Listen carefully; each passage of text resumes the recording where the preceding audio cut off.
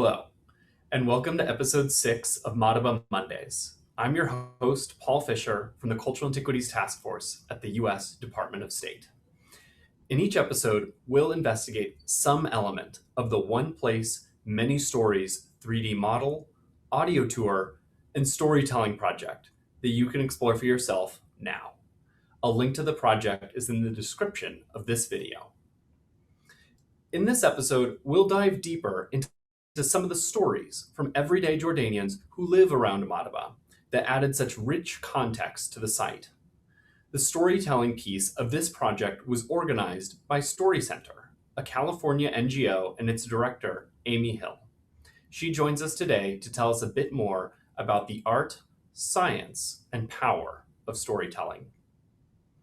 We'll also hear from two of the storytellers from this project, including Najwa Saleem. Najwa tells us the story of Sata, a game in which the player throws one stone in the air, then two, then three, until 5 stones are juggled in the air. Unbeknownst to Najwa, the stones she was using were small mosaic tiles. She only learned this on a field trip to Madaba. This set her on a path to study archaeology, and now she works at the Madaba Regional Archaeological Museum. Qusay Alshawabkeh also joins us today. Qusay talks about having breakfast with his father in downtown Madaba when he was 10 years old. Afterwards, they would explore the archaeological sites and historic areas. He describes going into St. George's Church and his father pointing out the Holy Land map. To this, young Qusay asked, "What's the Holy Land?" His father replied, "It's the land you're standing on now." Madaba's cultural heritage gives Qusay a sense of identity in the wider context of the Middle East, and now he sells modern mosaics inspired by the ancient ones. These stories add flavor to the One Place, Many Stories Madaba project and build a connection between the place and our audiences all over the world. At the end of episode 1, I asked the panelists to tell us about what they see as their role in protecting and preserving cultural heritage. Amy said that stories make heritage relatable to our everyday lives and serve to inspire the next generation of cultural heritage stewards. These stewards, like Najwa working for the Madaba Regional Archaeological Museum, Qusay, who sells modern mosaics, or Sam Twal, like a tour guide, students like Jude Twal, and concerned citizens like Khalebo Remrim, form Madaba's community archaeology network, protecting Madaba's living cultural heritage for the future. Protecting and preserving the living heritage of vibrant communities is critical to not just economic prosperity. Cultural heritage speaks to our identities as Jordanians and Americans, religious and ethnic pluralism and tolerance, and our shared human identity on a planet increasingly at risk from the forces of climate change and man-made disaster. Our community-centered documentation project and virtual tour in Madaba serves as a public education tool, supports the livelihoods of Madaba residents, and provides a digital inventory of the site. But digitization without storytelling is insufficient. Protecting and preserving our shared, global, living heritage requires the context that gives it meaning. We are the collection of stories we tell about ourselves, from looking at a mosaic map to understanding Jordan's place and one's own in the Holy Land. Digitization and storytelling are vital tools in our toolbox for protecting and preserving cultural heritage. Now I'd like to invite Amy Hill from StoryCenter to turn on your camera and unmute your microphone. Hey, Amy, welcome. Thank you. Thanks for having me. Yeah, of course. So for those who might have missed episode 1, could you introduce yourself and tell us a bit about StoryCenter? Sure. I've been working with StoryCenter for more than 15 years now, believe it or not. And I've been coordinating much of our overseas work. And we are a small nonprofit, or in the term, used more widely internationally, NGO or non-governmental organization. And we specialize in bringing people together in small groups to share stories from their own lives and then craft them as short written or audio or video pieces through hands-on participatory media workshops. And my background is actually in literature and gender studies and public health. So all of that led me to co-found our Silence Speaks program at StoryCenter, which explores how personal stories can support health and human rights education and advocacy. So that's who we are. Okay, and so when you introduced yourself the last time, you mentioned some of these ideas that your work is in ethical and trauma informed approaches to storytelling, and I think that probably relates to that Silent Speaks project that you described. Can you tell us a bit more? Sure. So I think for us as an organization, um, storytelling has kind of become a pretty big buzzword these days, and many storytelling programs or projects tend to be focused solely on stories as how they're produced as media artifacts, like videos or written stories, rather than on how the process of actually telling a story can do things like enhance a storyteller's well-being and sense of confidence, or even just motivation for taking action on particular issues. And so by contrast, StoryCenter has always placed an equal emphasis on the end products of our workshops, such as videos, and then on the experience that a storyteller has in sharing and producing the video. So our programs are really designed to make that process not only enjoyable, but potentially transformative. And this is where the trauma-informed piece that you asked about comes in. So there's a whole body of research in psychology, sociology, public health, and so on that suggests that telling one's story and being listened to by attentive witnesses and sensitive listeners, and also that crafting a written story can have a really nourishing effect in terms of helping people work through maybe difficult life experiences and gain a sense of agency over past experiences that at one time they perhaps had no control over at all. So there's a lot more to say about that, but that's just sort of a glimpse of what we mean by trauma-informed storytelling. Hmm. I'm thinking ahead to when we're going to talk to Najwa and Qusay. I'm thinking, wondering, if their stories were nourishing, as you put it, for them. Um, it'll be interesting to follow up with them. Okay, so now you described this first person and group telling storytelling through community-based participatory workshops. Is that what we did here in Madaba? And so what did the process of elucidating these stories from the six different storytellers look like? So yes, we did do this, but just to say that, prior to the pandemic, of course, our strong preference was to work with and be with people in person, because there's just, something irreplaceable about that actual experience of being together in a room. But of course, with COVID-19, we've had to transition all of our work online. So for the Madaba project, the storytellers were in Jordan and I was in California. And our colleague Lindsay was, I think, somewhere on the East Coast, the language expert. So we held a two-part online workshop. And so in the first session, we started to get to know each other a little bit through some introductions and community building. And then we went over some of the simple techniques that StoryCenter teaches that can really go into making a powerful story. And then in the second session, we did what we call a story circle. And this is really just what it sounds like. And it's a process that owes a debt of gratitude to Indigenous communities globally, who really since the beginning of recorded history and probably before then have been known to share stories in groups to understand themselves better, transmit culture and history, and connect with each other, learn, educate, etc.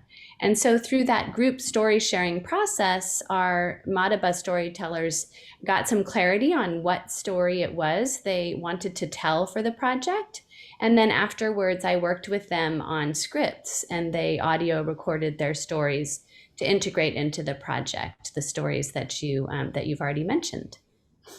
So then maybe what would the process have looked like if it had been able to be done in person? Like what would the interactions and I mean, would there have been more of these story circles? What might the process have looked like under different circumstances? So when we work with people in person, of course, we're not constrained to these 1 or 2 hour Zoom segments. I think there's a limit to how much time you can expect people to really tolerate being in a Zoom workshop environment. And so in person, of course, we can work for an entire day or a whole series of days with people over time to kind of slowly pull out what the story is that they want to share. We can bring in more sort of icebreaker and team building and fun activities. There can be more time for people to share in pairs and in story circle processes. So it's just more and longer. Mm. I'm thinking about I think incredibly rich collection of the six stories that we captured. And I'm just wondering how might they have looked if we'd been able to do this in person. Um, but hopefully at least one takeaway for this for people watching this show and people exploring the model is okay when the circumstances allow you got to go to Madaba and hear these stories for yourself and make your own stories. So yeah, what did you think of the collection of stories that we did capture? I love them. I mean, they're of course, I wouldn't work at StoryCenter if I didn't love personal stories and sort of intimate details. And I feel like maybe I said this last time, but the facts and the timelines and the historical details of a place, like the sites in Madaba, can be so compelling. And I feel like the addition of these personal stories brings that information to life. As the stories are included, we get to hear real people talking about their own lives today. And so, when we zero in on something personal, like one of these stories, a sense of intimacy or connection can be created between the storyteller and the listener. And this can help the listener and visitors to the whole Madaba site get even more interested in sort of the larger historical narrative and context and in the archaeological details. So at least that's the hope. And to give a sense that, again, in this time of pandemic, obviously people can't travel to Madaba.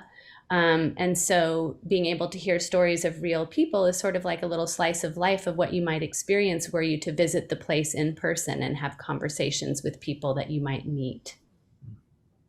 I summarized Qusay and Najwa's stories, and we'll hear from them here in a second. But I'm wondering if there's another story that you found particularly powerful that you want to reflect on.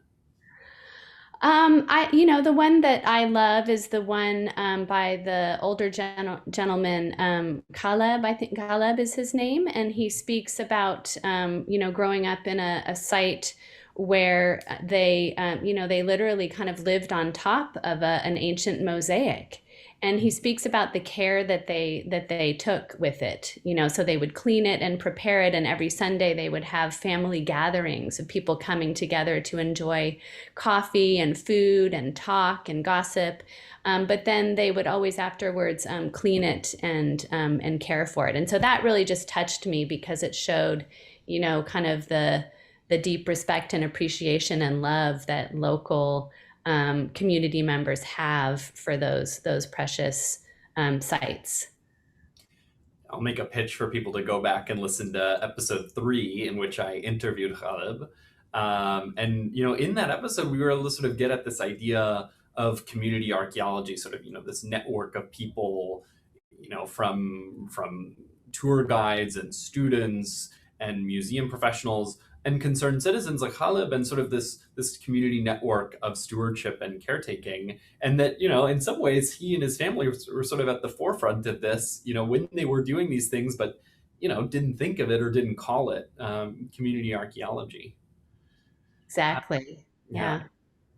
Well, Amy, thank you. So now if you can turn off your camera and mute your microphone, and then we'll have you back on here in a second.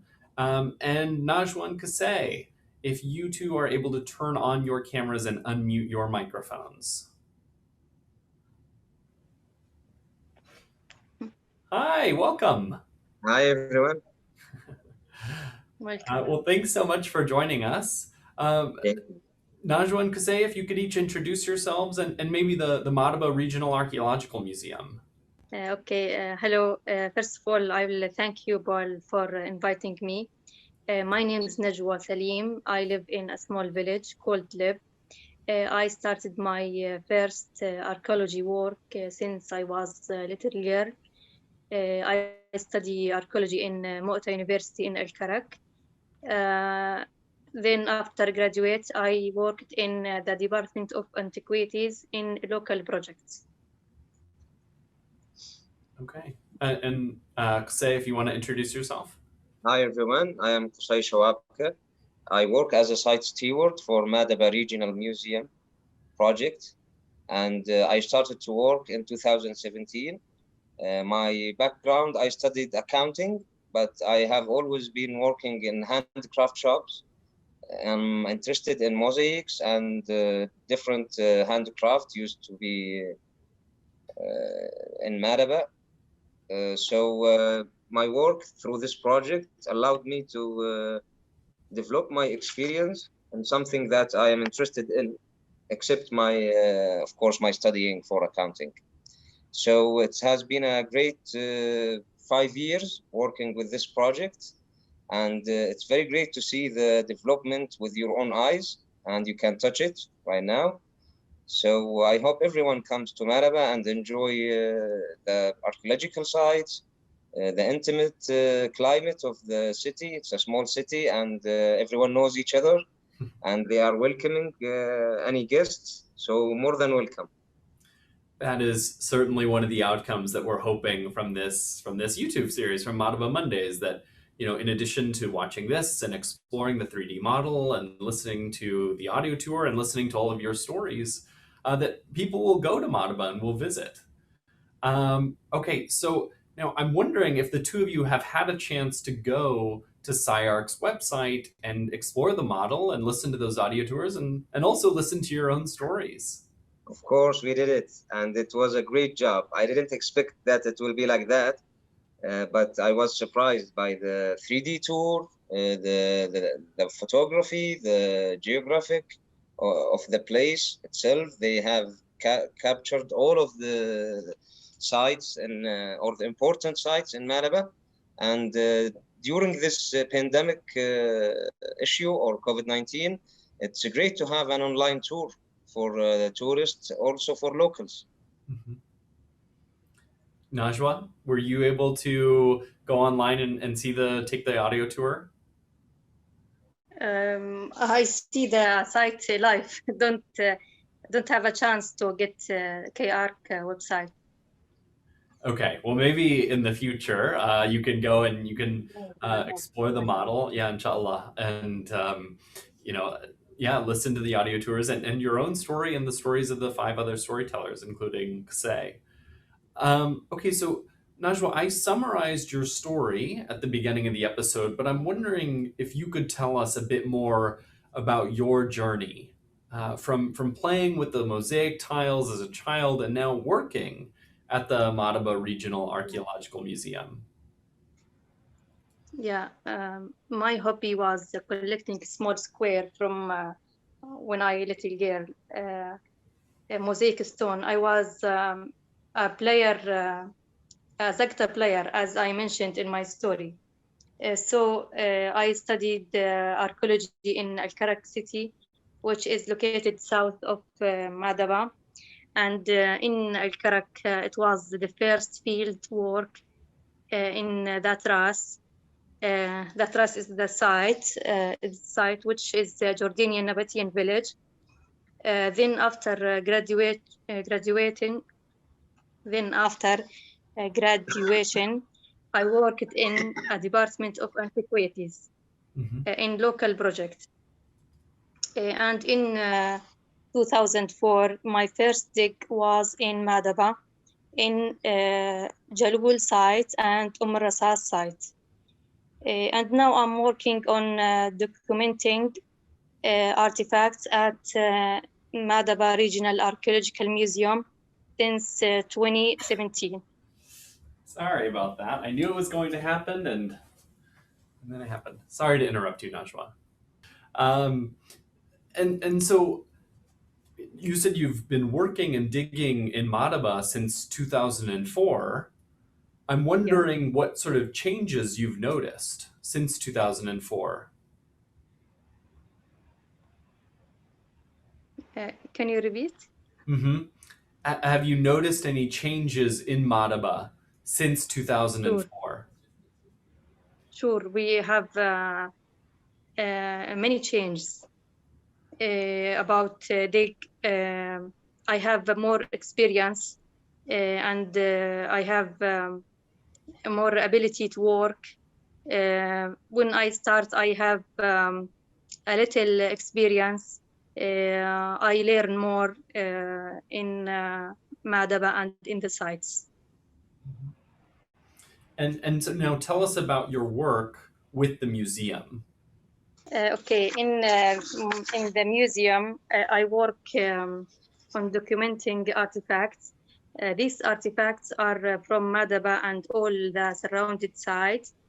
When touching artifacts, you catch the history. And caring for the archaeological sector has become my responsibility.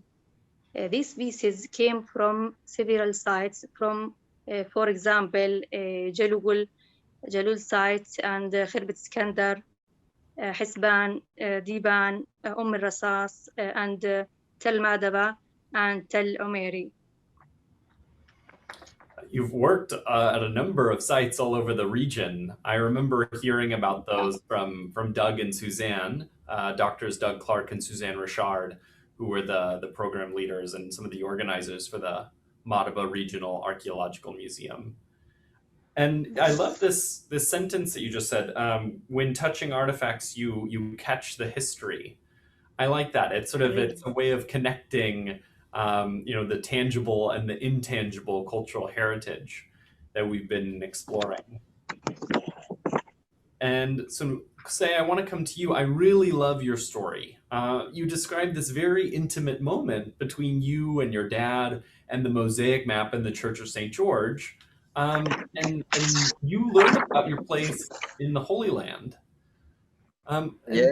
So now, what place does this story have for you in your life? Well, this story actually, it is not just a memory. It's where everything started. Because at first, my father is a history teacher, and he's specialized in the Middle East languages and history. So I had the chance to ask him on everything. So on a regular basis, each Friday, we had breakfast at an old local, actually it's the first restaurant in Madaba. After having the breakfast, we used to walk around Madaba, and the good thing that Madaba, wherever you walk, there is a site, you know? So the Madaba downtown has more than 12 or 14 sites, separated sites, you know? Each site has its own story. So the first site was St. George Church. And why? Because it has the first mosaic map in the world. And it is represented the geography of the place. And it describes the Holy Land from Egypt to Jordan. And I didn't know that at all at the first, because I was a small kid, and I just was interested in the art itself, the colors, the way that they put mosaic together. But after visiting St. George Church and having this conversation with my dad, and I asked him what this land is, or what this map is for.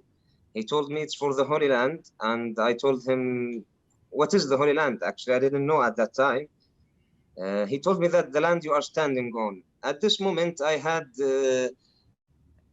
my imaginations go away back to imagine what people were doing here, because the place is in the 4th century, and it's Byzantine, and they had the technology to image the geography of the place in a mosaic map. So I was very interested in mosaic itself.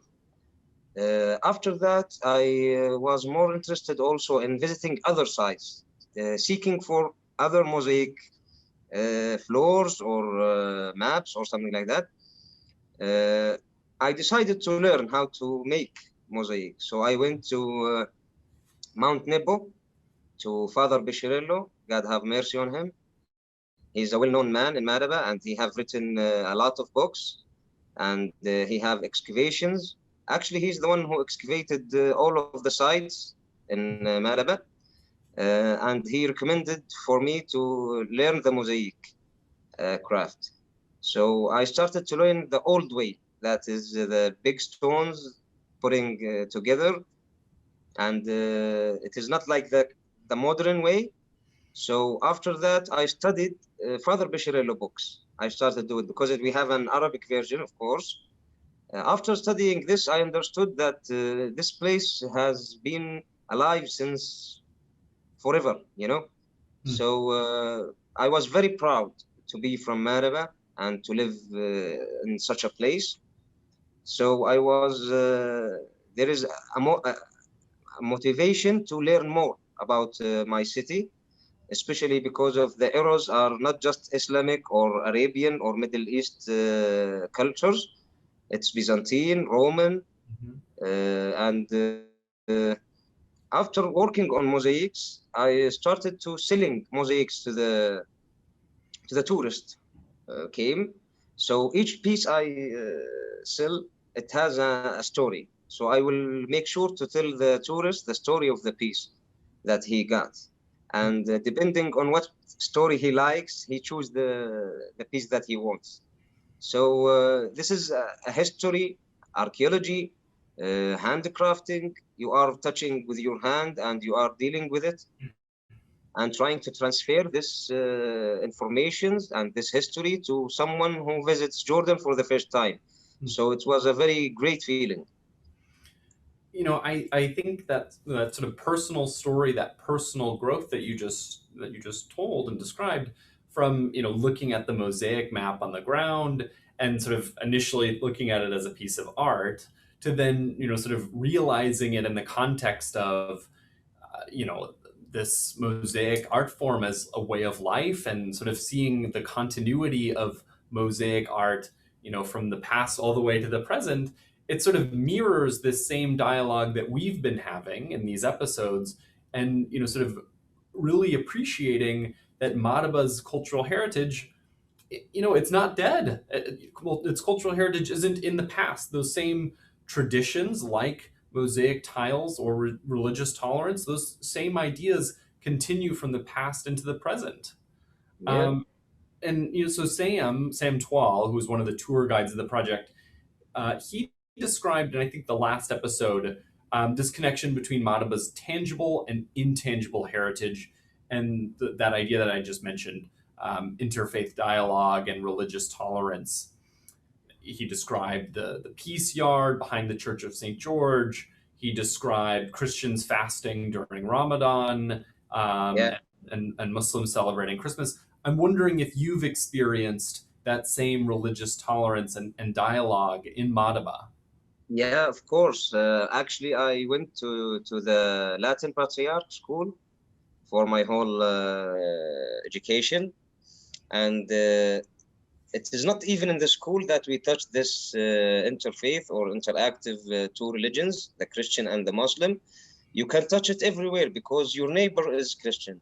Maybe your partner in work is Christian. You are trading with another religion guy, but when you come to Madaba, it's a small community, people are facing each other the whole time. All the people know each other. And the Christian families have been there since 1800. So we know them for a long time, and they came from Karak because Madaba is a secure place. So then, since that time, 1800, they knew that Madaba has people who can accept the other. And of course, in the Christmas or in Ramadan, we always invite our neighbors to our house, and they always invite us to their New Year's Eve or the Christmas. And actually, a lot of Christian people in Madaba, they are well known by their generous, and they don't make a difference between us. And this thing you can touch once you go to Madaba downtown. So it's one community. You can't say it's two, because this is a Muslim or this is a Christian. You can't make us apart. Anyone visits Madaba will notice this. And we have a close relationship between the two religions. And actually, the most famous place is the Madaba downtown is Tel Madaba, and it has the oldest mosque, and it has the Latin church. So once you look at Madaba from a far place, you will see a church and a mosque by each other, next to each other. So this represents the interfaith and the close relationship between the two religions. And Qusay, I can see the relationship between the story that you tell and this story of personal growth and development, and the story that Najwa tells of sort of growing from playing with the mosaic tiles to appreciating what they are, and then dedicating your life to the conservation and protection of cultural heritage. Najwa, I'm wondering what you think of Qusay's story and these ideas of interfaith dialogue. About Qusay's story is amazing. I love it. He talks about discovering the Holy Land when he was young, and going to Abu Yusuf falafel restaurant. Yeah, it's Abu Yusuf. Yeah, I think taste of the falafel is special in Madaba, which made Qusay unforgettable that visit. All right. Well, with that, I think I'll ask Amy to turn your camera back on and unmute your microphone. Welcome back. Thank you. Amy, I'm wondering what you think about what we just heard and sort of this power of storytelling to promote tolerance and interfaith dialogue.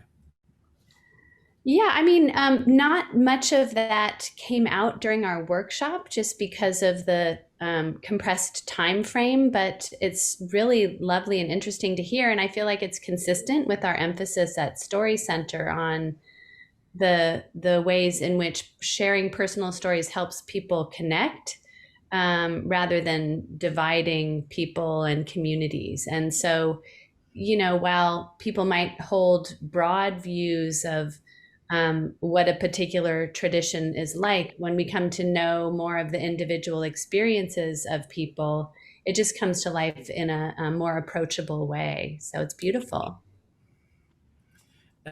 And Qusay and Najwa, I'm wondering, Amy described the participatory approach to storytelling and the way the story circle that you had to sort of bring out your stories. I'm wondering what that process was like for you. I love this storyteller because I forget it, but Amy and the StoryCenter remember me to tell my story and tell another story. Really, I have many stories about my work from my little girl. Yeah, Amy, I'm wondering if that's what the sort of stories, it's one of the sort of powers of something like a story circle where, I mean, I'm sure I have tons of stories, but I forget them. And then I sort of need the community dialogue to sort of spark my memory and say, Oh yeah, I have sort of this similar or relatable experience. Yeah, that's quite typical in our workshops. Often you'll have people come together sort of thinking, well, I don't have a story to tell, or just not really being clear. And then when one person shares, it sparks memories for other people. And they're able to sort of go back and reflect and pull out some details that they, hadn't necessarily thought of. I know with Najwa's story, she spoke initially kind of more broadly and generally, and she just very briefly mentioned the game. And so I just was very captivated by the idea of her being a little girl, and this game that she played with the mosaics. And so we encouraged her to kind of add detail and really develop that piece. And so that's where, the group feedback and the support from storytelling facilitators can help people kind of clarify what their story is about. And Qusay, what was that process like for you to develop your story? Actually, it was a great experience because, as Najwa said and Amy, you might forget or it's ordinary for you, this kind of memories.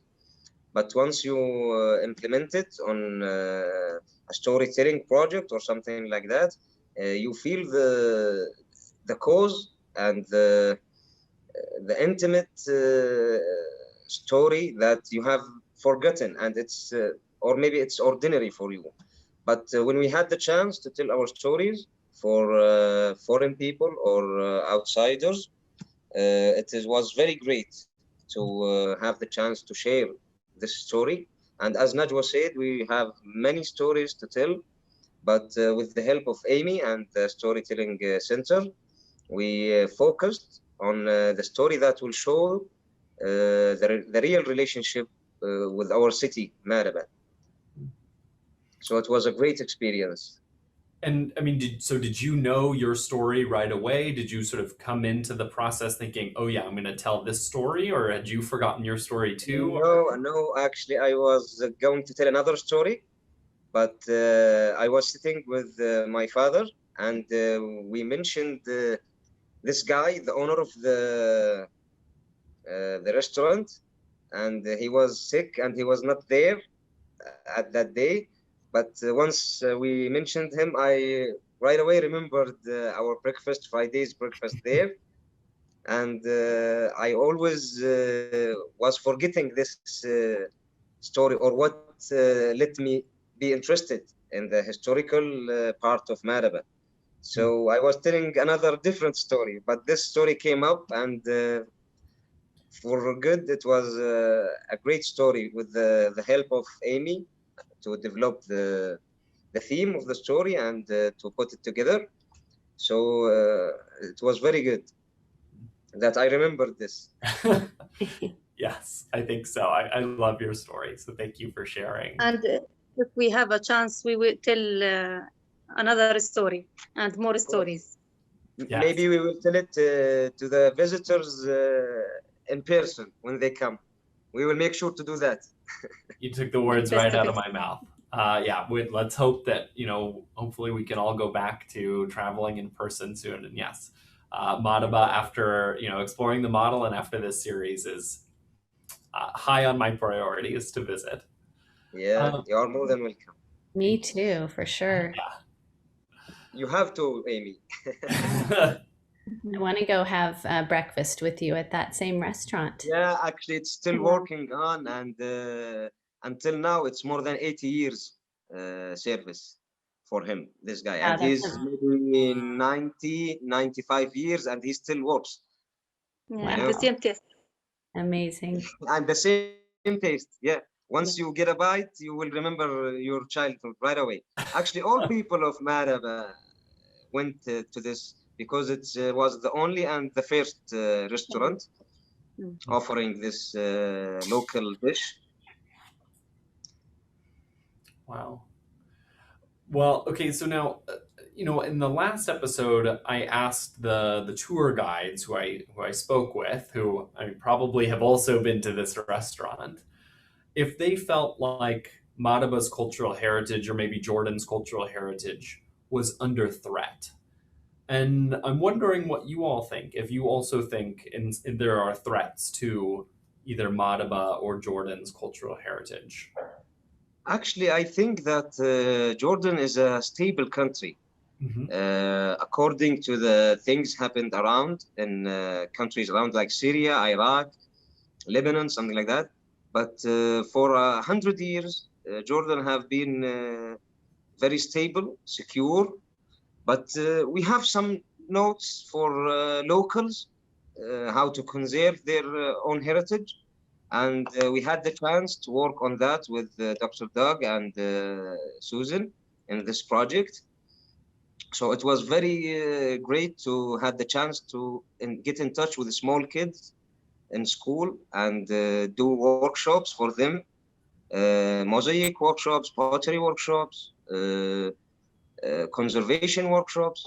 So the main issue is that the new generations are paying less attention to this issue, the heritage issue. But always you will find someone is interested, and some families are interested and making their kids learn about their cities. And in the Bedouin culture in Maraba, we don't have people to teach us or something like that, but we always have people to tell us stories. So we know that in the Bedouin culture, after sunset, everyone sits together having coffee, and they keep telling stories from generation to another.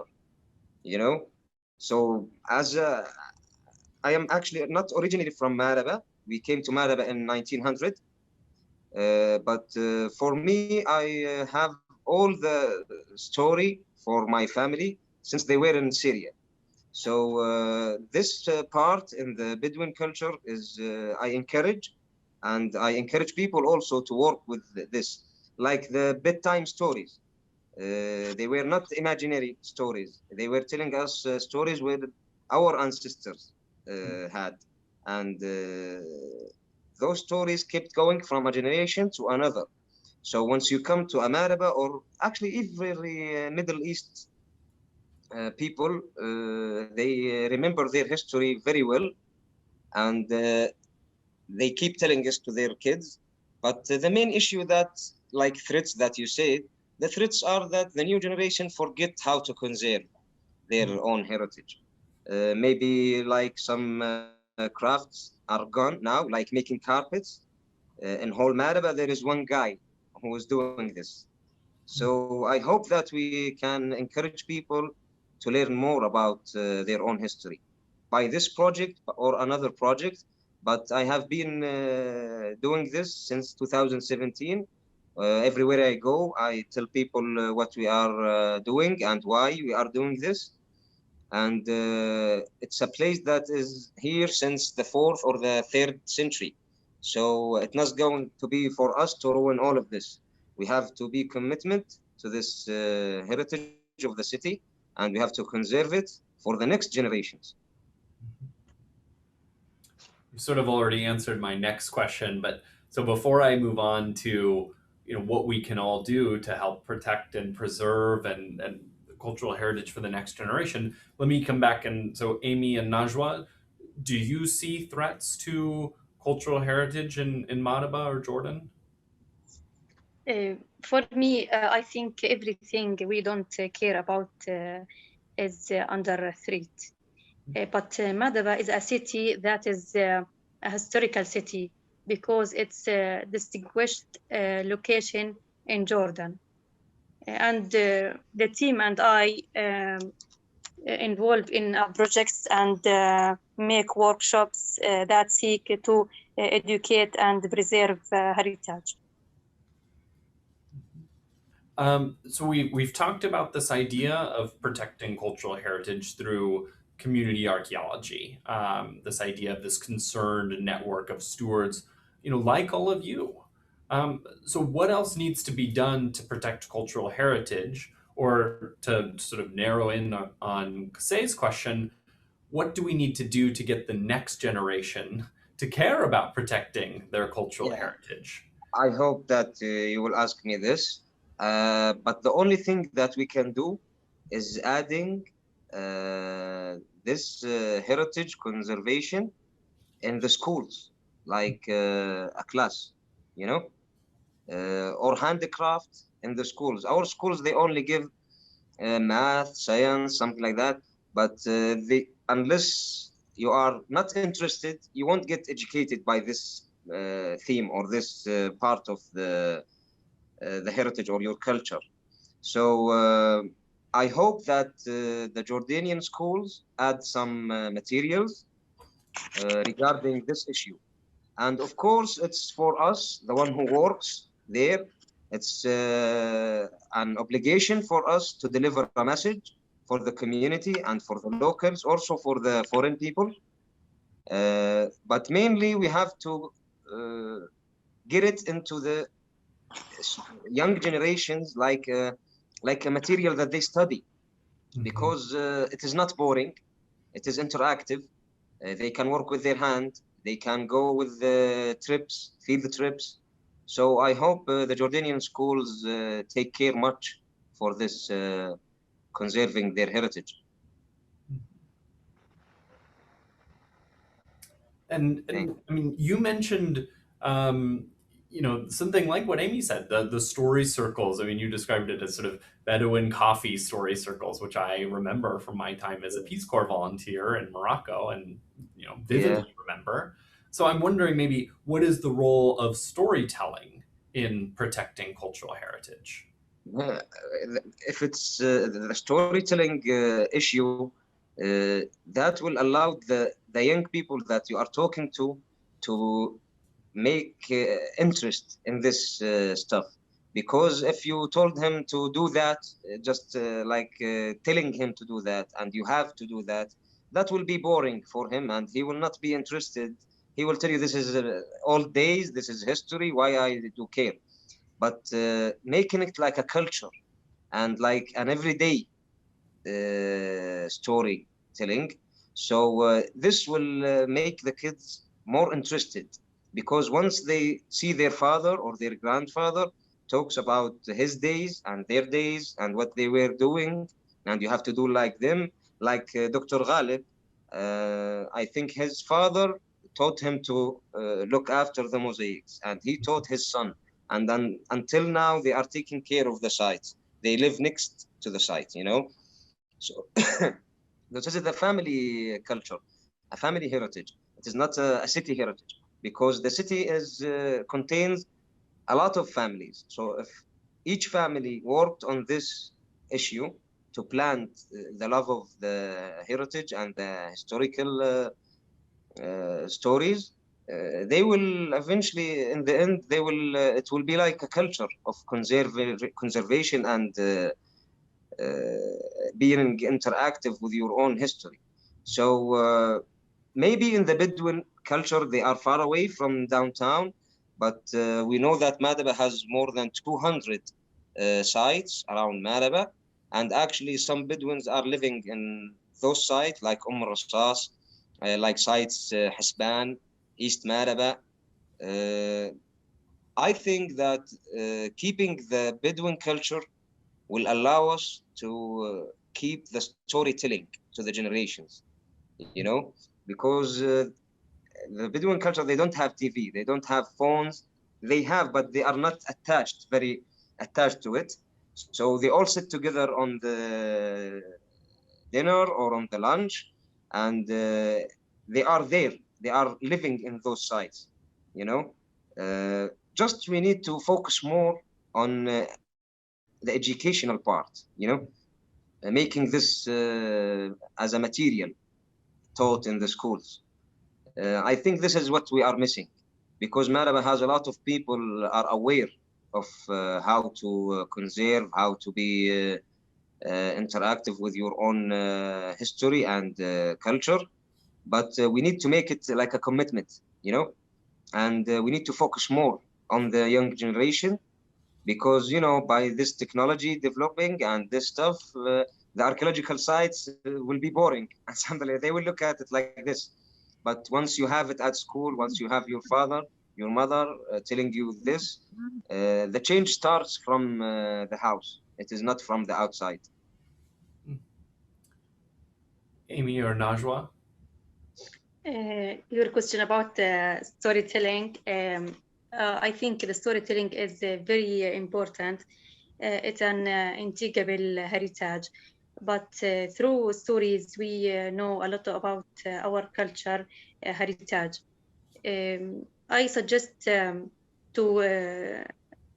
protect the heritage, spread all traditional crafts, and creating a special program that recognize a traditional craftsmen and raise their value.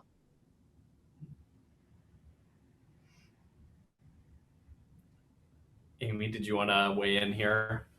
Yeah, I mean, I think just the conversation reminds me of the strong underpinning of popular education to digital storytelling and to storytelling methods that look at, the value of personal stories for kind of mobilizing people to take action in communities. In this case, action in support of preservation. So people may be familiar with the work of Paulo Freire, who was a Brazilian educator. And he believed that in order for people to become activated to address issues in their communities, they needed to first be able to reflect and understand how their own personal life circumstances and experiences are situated within the larger context, right?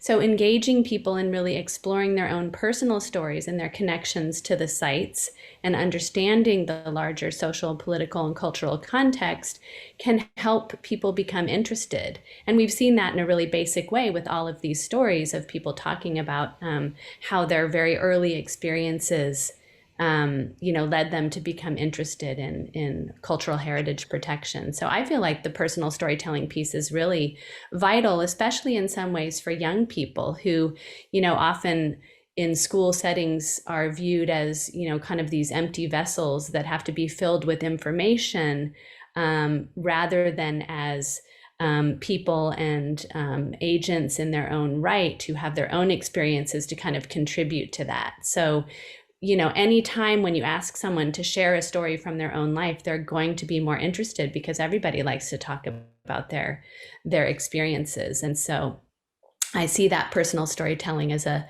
really fun way to engage, especially young people. It's interesting that you brought up Freire and the theater of the oppressed. I hadn't thought about that or made that connection, and sort of,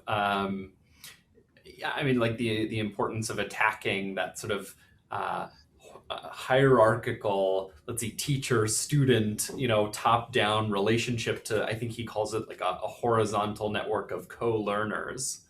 And that theater of the oppressed could be such a powerful tool for getting students to engage with these materials, thinking about their intangible cultural heritage and their traditions and their responsibilities as stewards, to carry them forward, to carry that cultural heritage forward. This is giving me an idea for future projects.